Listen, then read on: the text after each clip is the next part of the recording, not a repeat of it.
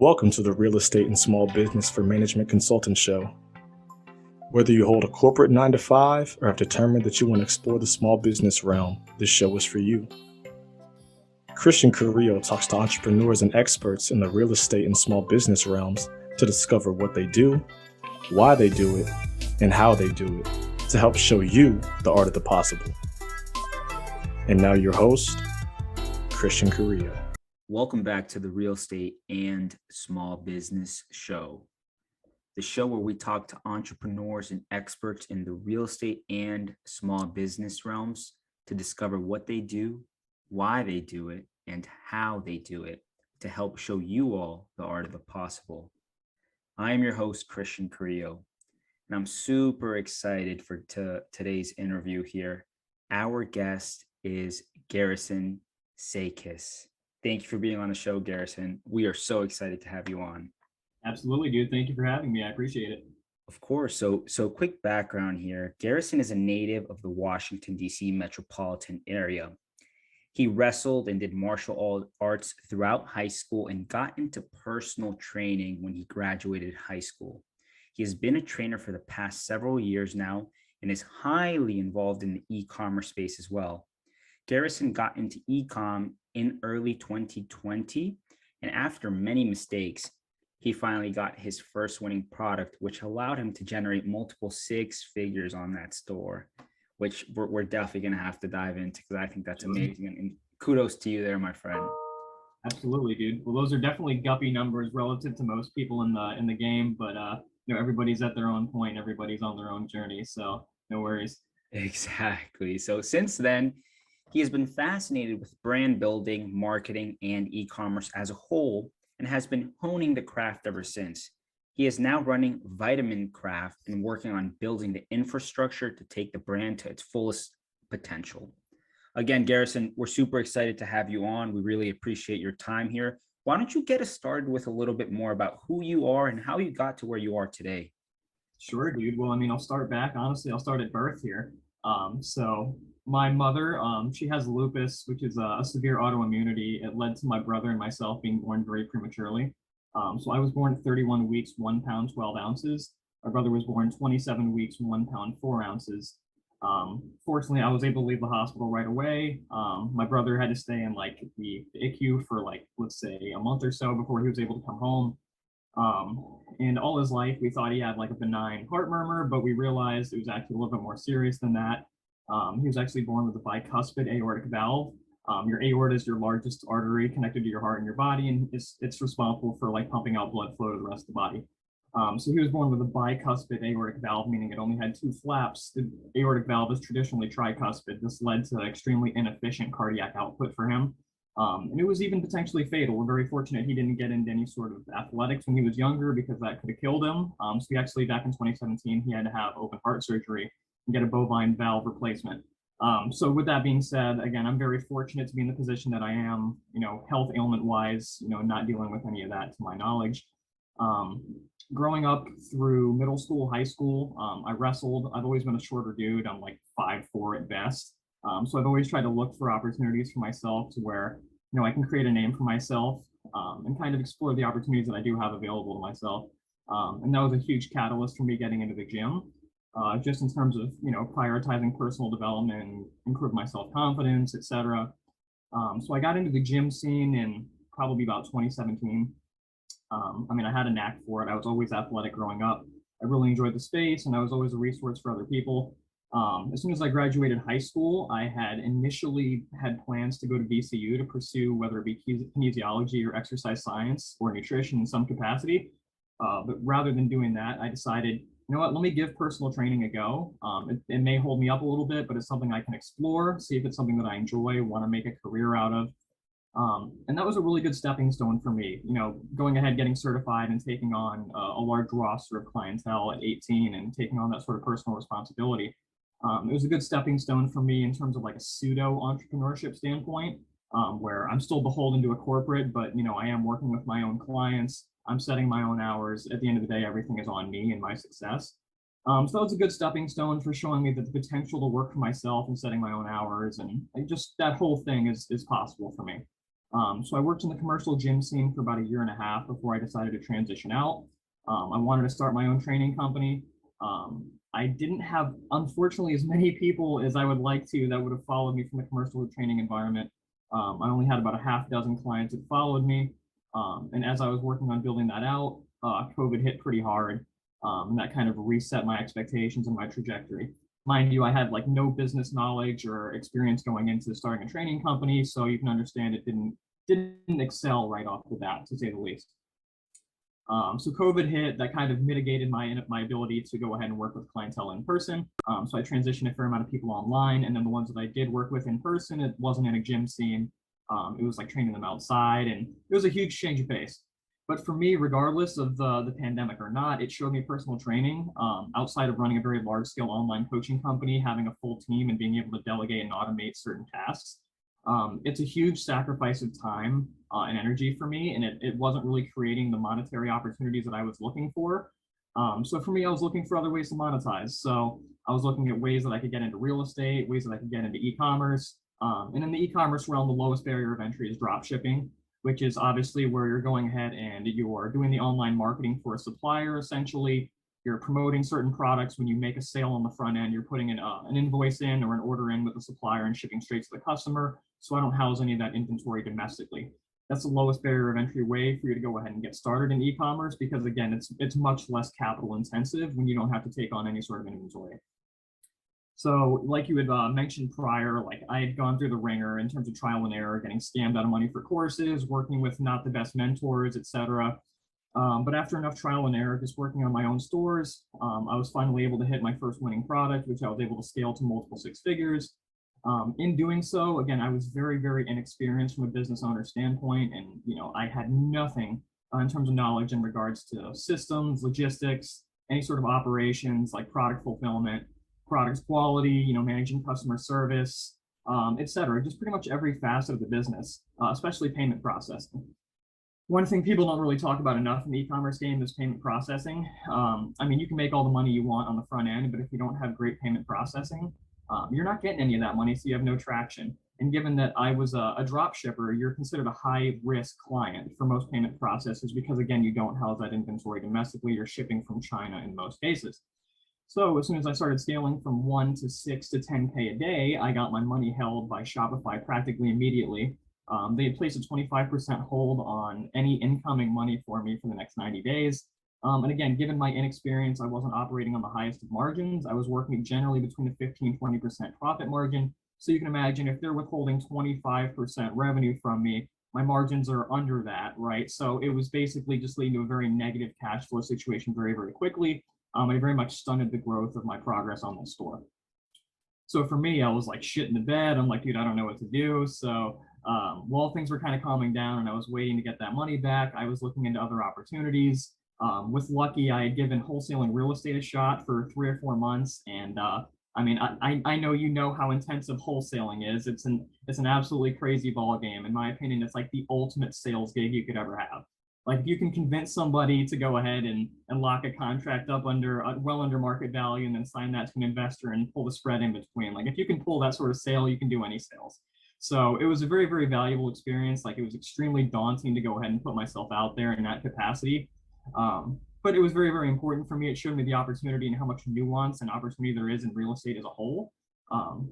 So, that was a great opportunity in and of itself. I tried a few other things, and then I kind of came full circle back to e-com. And now this is like my main gig. So my main priorities as of now are building VitaminCraft. And again, I was an online coach in the past, but it didn't really kill it. But now I'm in a much, much better position to actually go ahead and ramp that back up and kind of further my personal brand. So I'm working on that at the same time. I'm very well plugged in and very well connected with some phenomenal educators and coaches in the industry. I'm very excited to see what sort of value we can deliver. Because at the end of the day, like I'm here to, be of service and be of value to other people in some capacity, whatever that may be. And in my realm, health and fitness, that just happens to coincide very well. Wow, that is so that was an absolute overload there, but no, I love that. And it's very helpful to sort of see the progression of your story, right? And how you had to pivot from one place to another. I think it definitely helps to show, because I think a lot of times when people see entrepreneurs being successful, they think it's like an overnight thing, and what they don't realize, it's weeks, it's months of just running through brick walls, right? Absolutely. And it's like once you hit your big break, it's not like that's it, bro. Especially if you succumb to that complacency of that success, then you start really running into issues. If you're not always learning, always adapting, always implementing new practices, always bettering your systems, always just improving at the basics, then you're going to start running into issues very, very quickly. So you really can't. It's all too natural to go ahead and get too attached to the highs when they happen, but obviously, like you can't be too emotionally attached to the successes because the failures or the quote unquote lessons you're going to learn from the mistakes that you make are inevitable as well moving forward. No one hits their breaking point and it's just exponential growth forever. Everyone's going to have hardships and hard trials and shortcomings along the way. So it's always an imperfect battle. It's always learning, it's always adapting, and always improving, and that takes a very strong will, a lot of thick skin, and that very much only just comes with time and experience. Yeah, and I love how you brought up the fact that you can't be complacent, right? It's like I remember reading an interview with Mark Cuban, and they asked him, "Why do you continue to work so hard despite being a billionaire?" And he said something to the effect of, "There's a 12-year out there trying to kick my ass." Right. And it's very true. You have to continue to evolve, understand market sentiment, where you can continue to add value and improve, right, to your point. But I think that's so powerful. And something I want to dive into is you you entered entrepreneurship at a fairly young age, right? You just like you went for it. And you and I, before the show here, we were talking a little bit about mentality and how mental barriers can keep us from taking that initial step or maybe that next step to get to the next level. What was that process like for you? It's a good question. Honestly, I've always had a lot of self-belief. I've always had a very supportive household. I mean, my parents have never forced me to do anything, but they've always been incredibly supportive in whatever endeavors I choose to pursue. So I mean, again, just the fact that they have my back in terms of whatever I plan to get into, that's been huge for me. Um, so again, when I was able to come across other opportunities for myself, I mean, obviously there was a lot of overanalysis by paralysis and running into perfectionism and never taking action. And I mean, of course, that was part of it, but that just reminds me like that's a huge thing with whenever people say they're a perfectionist or anything to that extent. That's really just a mask or a facade for fear of rejection, fear of failure. It's always better for you to put something out, whether it's imperfect, than if you were to go ahead and just plan indefinitely and try and perfect something and never execute, never take action. Because there's always room to grow. But if you never get started, you're never going to learn. Because Mhm. almost everything in business and entrepreneurship, it's all like quote unquote school of hard knocks. Like you have to go ahead and put yourself out there and go through trial and error. And again, go through quote unquote failures, even though you can really just interpret those as lessons, and really just pivoting, adapting, and improving over time. For Yeah. me, at least, I mean, there's only I'm still running into failures and issues daily, dude. Like I don't want to come across as if I'm well established by any means, but I mean, you win some and you learn some. Yep. You're always improving, you're always adapting, you're always getting better. And it's really just your attitude towards your situations and just doing the best that you can to be emotionally unattached to the things that may not go your way. Yep. Because I'm sure you've heard the quote of success being, transition from failure to failure without loss of enthusiasm, right? There's not much of a difference or discrepancy between failure and success. Um, and I mean, if you just put yourself out there enough times, there's only so many mistakes, and there's only so many wrongdoings you can do before you actually hit something that's going to work for you. And whatever that timeline may be for somebody, it's going to be individual, it's going to be different for everybody. But it's really just having the tenacity and persistence to go ahead and just continually put yourself out there. And I mean, and for lack of better words, kind of get the shit beat out of you over and over and over and just keep standing back up and keep pivoting and keep moving forward best you can. Everything about this is problem solving. Yep. I love that. One of my mentors says, ready, fire, aim, right? Just getting started sometimes is the hardest part. And to our listeners out there, I really hope you all are really absorbing this, right? Bruce Lee says, be like water, right? So understand what folks have been through to get to what they are, where they are today. I think it's so important. And Garrison, you started to hint a little bit at VitaminCraft, and I absolutely want to hit on this because I think there's a big gap that's going to be filled there. If you don't mind sharing with our listeners, What exactly is VitaminCraft, and like what is the mission there? So funny enough, my partner and I, we had randomly come across this domain months ago, back on GoDaddy auctions. We found VitaminCraft and we're like, yo, there's immense potential for us to go ahead and create something really special here. It's a great all-encompassing name. For me, as of now, it's just traditional supplement sales, and we're working on our own bespoke formulas right now. Our own custom formulas here. And we're working on implementing those, and I'm trying to put out some really, really special products, things that are honestly the best in the market, because they're things that I want to truly promote and advocate for to the highest degree. But the end goal for VitaminCraft, I don't even want to say end goal, the next progression of what I'd like it to be is for it to transcend vitamins and supplements in terms of, a more all-inclusive health and wellness solution for the average consumer.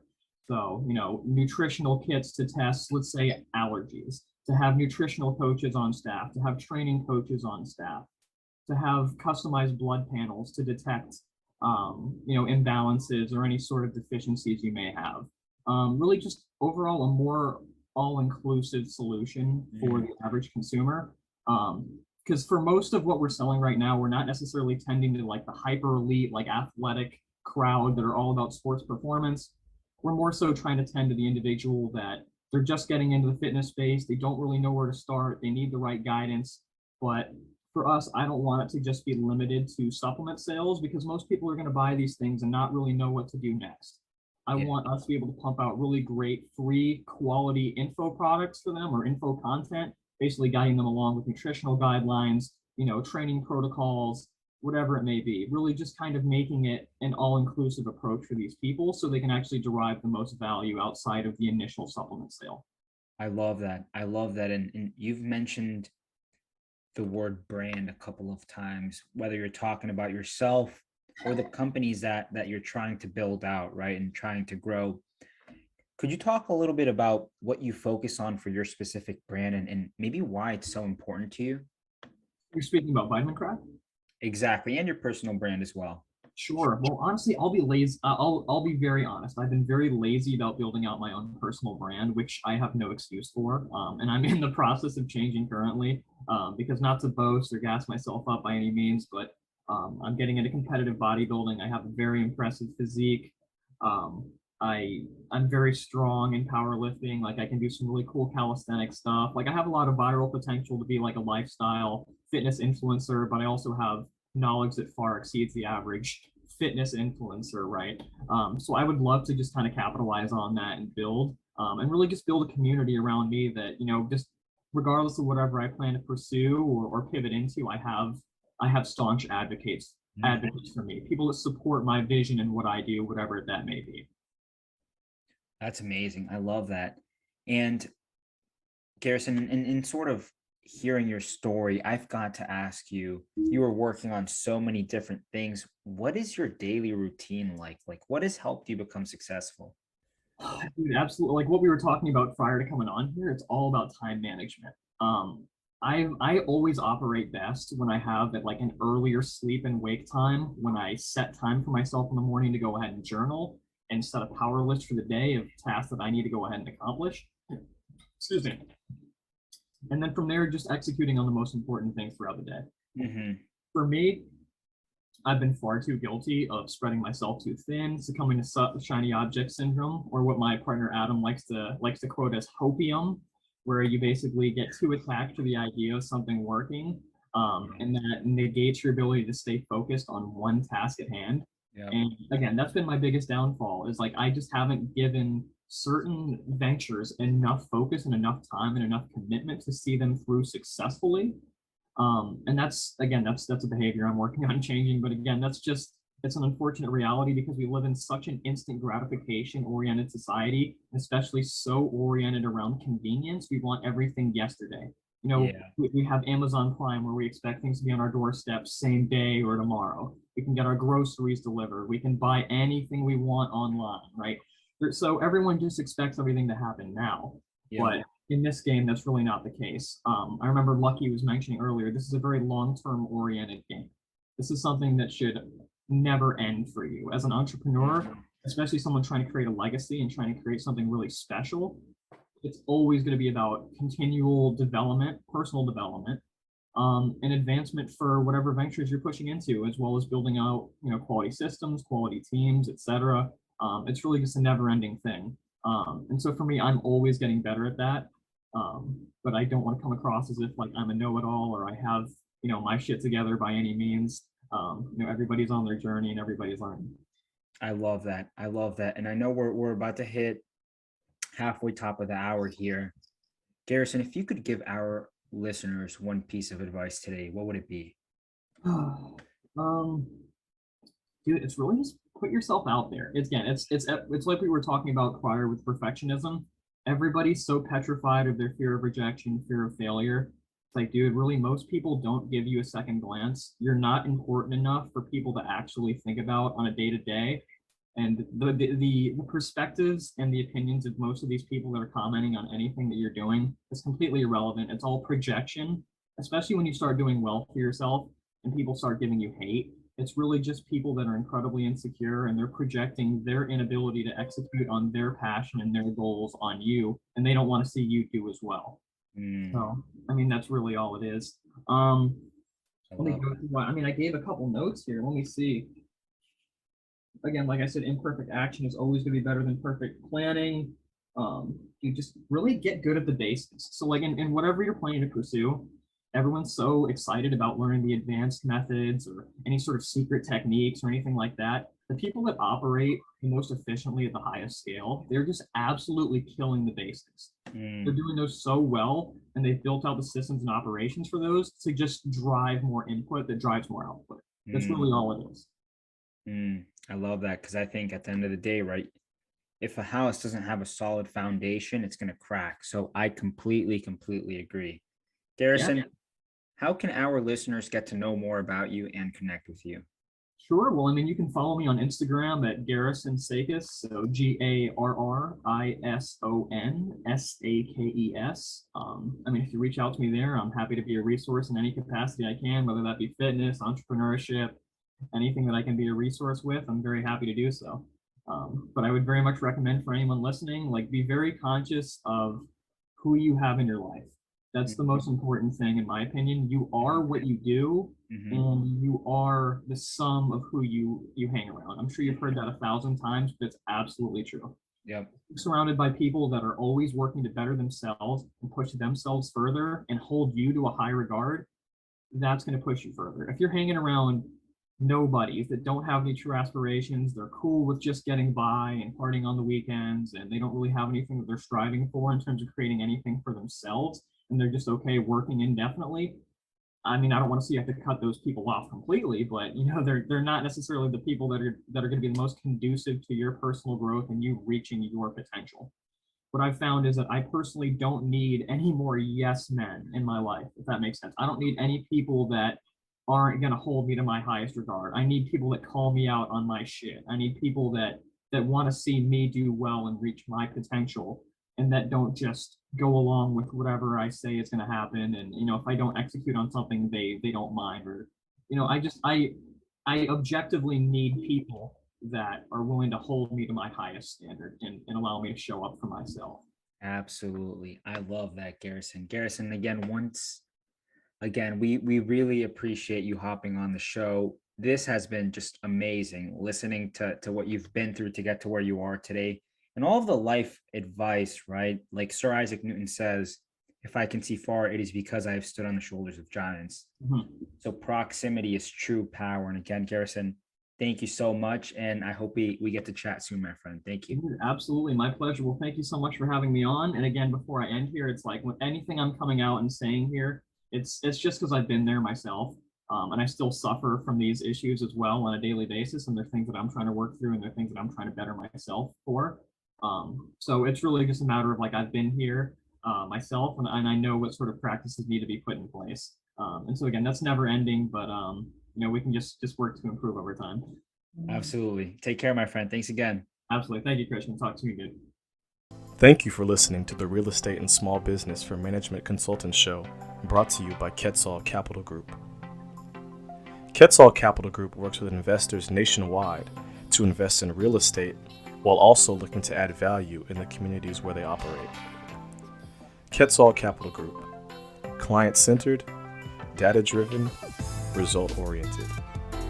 Connect with us online at quetzalcapitalgroup.com to learn more.